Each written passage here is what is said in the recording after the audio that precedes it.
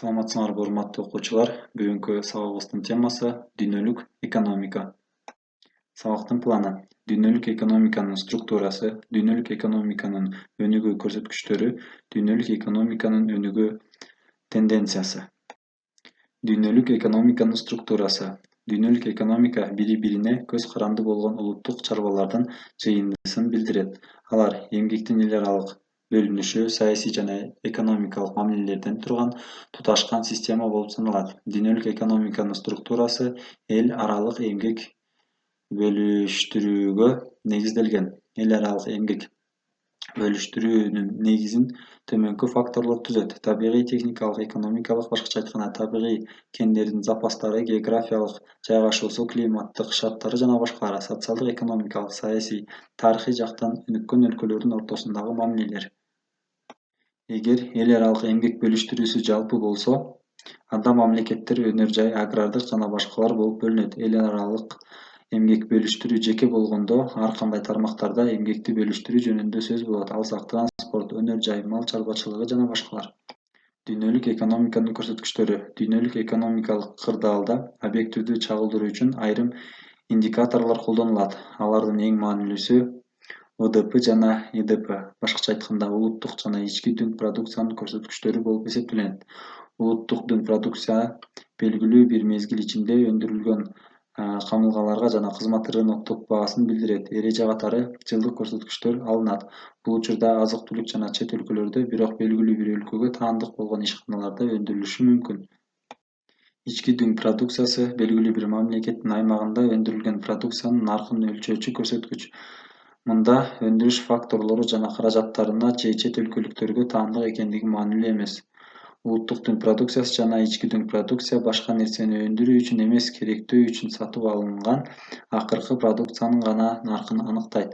Интеграция: коомдук мамлекеттик структуралардын мамлекеттин чегинде же андан кеңирээк мамлекеттер аралык бирикмеге кошулуусу. Адамдардын өнүгүү индекси стандарттуу экономикалык аспап. Адамдардын өнүгүү индекси калктын жашоо деңгээлин, сапаттуулугун, билим берүүнү изилденип жаткан аймакта калктын жашоо узактыгын өлчөө үчүн жыл сайын эсептелет.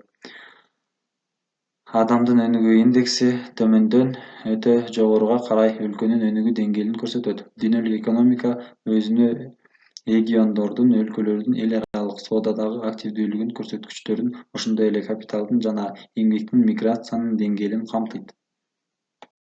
20-кылымдан баштап дүйнөлүк экономиканын негизги өнүгүү багыттары төмөнкүлөрдү камтыйт: ааламдашуу, башкача айтканда дүйнөлүк экономиканын субъектилеринин өз ара аракеттенүүсүнүн күчөтүү, экономиканы өндүрүштү интернационалдаштыруу, улуттук чек арадан өткөрүп көбөйтүү, илимий-техникалык прогресс, жаңы билимдерди иш жүзүндө колдонуу, анын жардамы менен ресурстардын минималдуу чыгымы менен жогорку сапаттагы өнүмдөр түзүлөт.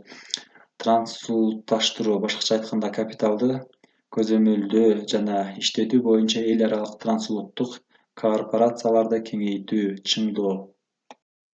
Эл аралык экономикалык интеграция, башкача айтканда мамлекеттердин бири-биринин көз карандылыгына алып келген өз ара пайдалуу кызматташтыгынын ар кандай формаларынын бүтүндөй комплекси.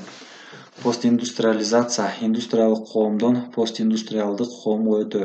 Ал билимдин жогорку деңгээли, керектөөдө жана өндүрүштө кызмат көрсөтүүлөрдүн артыкчылыгы, эмгек ишмердүүлүгүнүн жаңы көз карашы, айлана чөйрөгө жакшы мамиле кылуу, жаһан бизнести өнүктүрүү үчүн жакшы шарттар жана коомду массалык маалыматташтыруу менен мүнөздөлөт.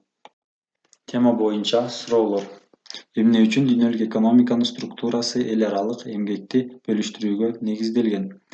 Эл аралык эмгекти бөлүштүрүүнүн негизин кайсы факторлор түзөт? Ички дүң продукциясы жана улуттук дүң продукция деген эмне? Адамдын өнүгүү индекси дегенди кандай түшүнөбүз? Интеграция деген эмне? Дүйнөлүк экономиканын өнүгүү тенденциясынын багыттары кайсылар?